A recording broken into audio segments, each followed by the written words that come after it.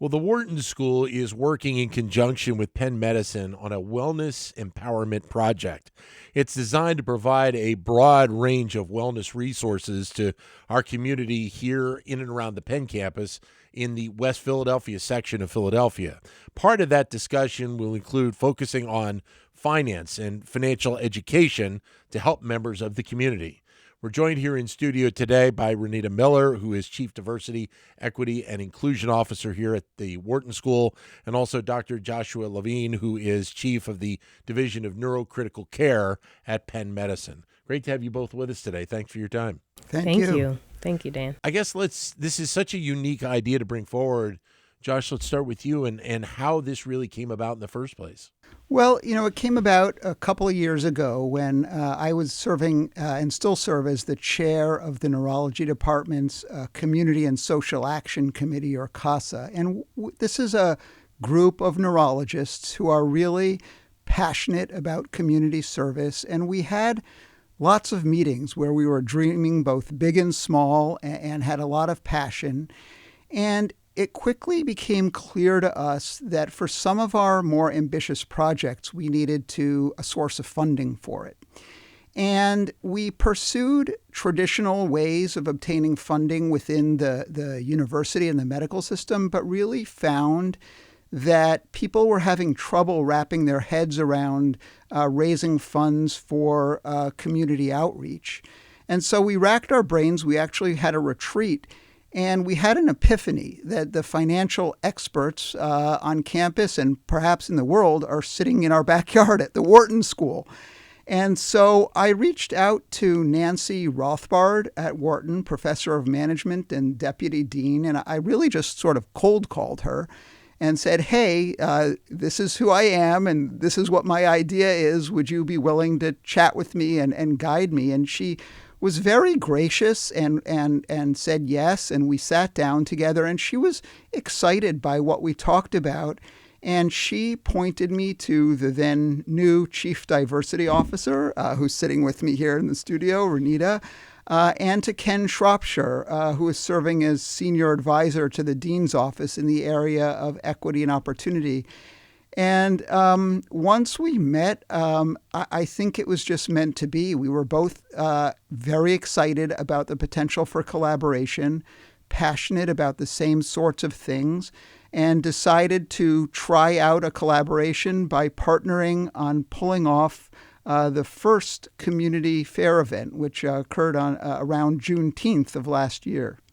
Yeah. And to Josh's point, we were super excited about the opportunity to collaborate. And when we had that first conversation, it really was about how could we both in our respective schools contribute to a meaningful conversation and bring those resources and expertise to the community. And from that, the Wellness Summit was born. And then we eventually now, in our second year, evolved into the Wellness Empowerment Project because it is fully encompassing as it relates to financial and health equity and wellness. What I found interesting, and this is actually something we talked about before we even started taping this is a unique partnership when you think about the entities that are within kind of a university framework. Obviously, medicine and finance coming together, but not thinking about research that would be done within the university. But this is designed really for looking at the community in and around the university itself. Absolutely. And I think to Josh's point, one of the things that we recognize is that we both have a heart for service and we have a heart for serving in our community. And we are at these amazing institutions that have these incredible resources that the community can benefit from. And Wharton has a history of community engagement around financial literacy. And so what we were doing is bringing this to a new sort of area as it relates to the Wellness Empowerment Project and saying, how can we bridge this economic gap in many ways? I think at times maybe we don't even necessarily associate. When we think about wellness, we're obviously thinking about our physical well-being, maybe our mental well-being.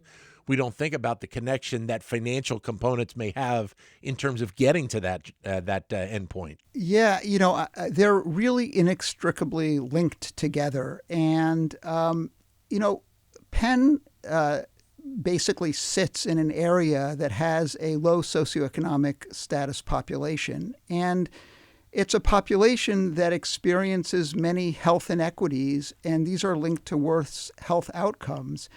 And there's abundant research showing that socioeconomic status has a really profound impact on health outcomes across the lifespan. Research consistently shows that lower socioeconomic status is associated with poorer health, increased mortality, and there's this health-wealth gradient, which basically means as wealth increases, health improves. And so we don't see these as really separate. They're all part of holistic wellness. I think in order to be well, you have to be physically and mentally well and financially well, and they're all linked together. And so we saw this as a natural partnership. Yeah, we were really excited about just this unique sort of union and collaboration, because oftentimes these conversations are happening separately. And so this was an opportunity to say these things are so, to the point that Josh made, inextricably linked. And so how can we have that conversation together within and sort of our community and working in partnership with them to have the conversation so that those linkages are salient and the resources are prominent and accessible. Well, I think it's interesting because you think about physical, mental well-being and the component of, in many instances, for many people, how financial issues do play a role towards the negative side of a person's health.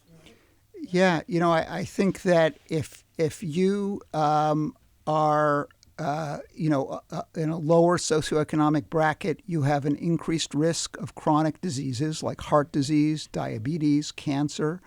You have a higher mortality rate and a shorter life expectancy. For mental health, there are higher rates of depression and anxiety, and believe it or not, a greater risk of Alzheimer's disease.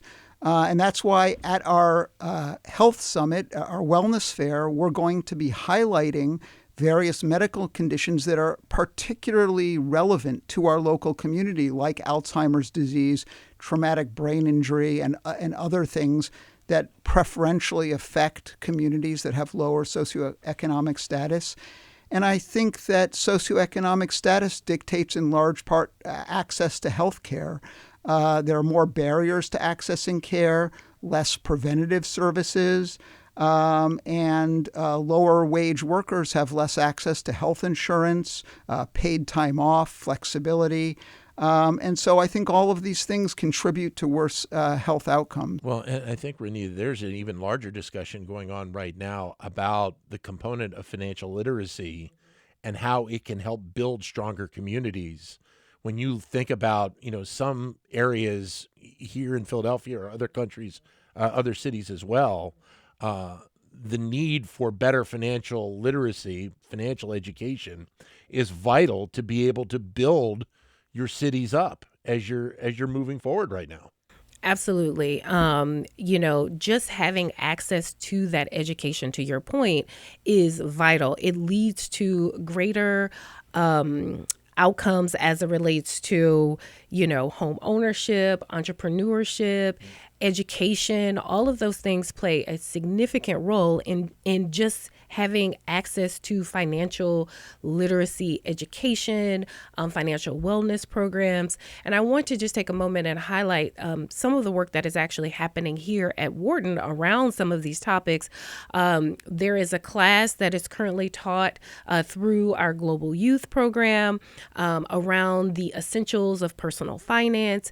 We have Wharton Professor Keith Weigelt, who's doing amazing work with a program called Bridges to Wealth, which we're going to have as an exhibitor at our summit next week, in that he's going to be sharing more about, bridging the wealth gap. And so all of these things, that education, it has ripple effects, if you will. It has significant impacts on the ability for people to show up in their communities, to serve within their communities, to thrive as small businesses in their communities. And so we want to support the community in which we live to ensure that our communities are continuing to thrive. But how important is it to meet the community, the people in that community out there in their locations rather than really bring them in here on campus? We have felt very strongly about this to the point where, we have this summit outside at the park, which is near Penn Presbyterian. But we were very, very, this was very important to us. We did not want to have it on campus because we wanted to make it as accessible as possible to the community. We want them to know that we are walking with them, that this is not something that we're, imposing on them, or we're saying, that, we know better, but we want to, we're trying to create an environment where we're building trust with the community and also that accessibility. So we're really excited about the fact that it is, at a park within the community. And we hope that that continues to help us to build those connections. Are we talking about, Joshua, a time then realistically where, and part of the discussion also going on in our communities is the issues of access to healthcare in general? Are we talking about really kind of a similar scenario where the impact of lack of financial education or not having the understanding to a degree is similar to what we're seeing about, not having that access to healthcare? And both are providing, quite the challenge for many people in low income communities. I think that's exactly right. There are many, many parallels, and they really go hand in hand. And, just to sort of agree with and add to what Renita said, I think one thing we feel very strongly about is that if we're going to reach our community, we need to partner with them. And what that means is not talking at them or talking to them, but talking with them. Right. And there's no better way to do that than meeting them in person, or sometimes over the radio, where they can call in and we can talk to them and give advice. And I think that although Penn sits in West Philadelphia, it could be an intimidating institution for many of the people that live here. And we want to break down that intimidation and really get out there and find out what our community's needs are by talking with them. I would imagine then having this partnership, Renita, but moving forward, you're talking about an institution like Wharton and also like Penn Medicine being able to leverage the expertise or the networks that they have to be able to continue to build relationships with the community, not just in this specific area, but in many other areas down the road as well. Absolutely. We have so much to offer. We have so much expertise here at this institution with our faculty, with our staff, with all of the various programs that exist and the incredible resources that are available here at Wharton and at University of Pennsylvania. And we feel like, and we hope that this is just the beginning of how we can begin and continue to think about these cross-school collaborations and how they have an impact within the community, within the institution itself, and for the broader community as well. Joshua, how do you think this impacts the medical side? Well, I think Penn Medicine has a deep sense of responsibility to its local community. And access to health care, as we discussed, is a major problem across the nation, and our community is no exception. And I think this sort of a venue embodies Penn Medicine's ideal of community service and reducing health inequities that exist. And so, I think basically you have two of the world's greatest institutions here in West Philadelphia, and why not share access to both of those with our own community? Penn Medicine gets patients from all around the world. But I think we feel our biggest sense of obligation is to the community that we serve, local community. Great to have you both with us today. Thanks very much for your time. Thank you so much. Thanks for having us. Renita Miller, Chief Diversity, Equity, and Inclusion Officer here at Wharton School, and Joshua Levine, who is Chief of the Division of Neurocritical Care at Penn Medicine.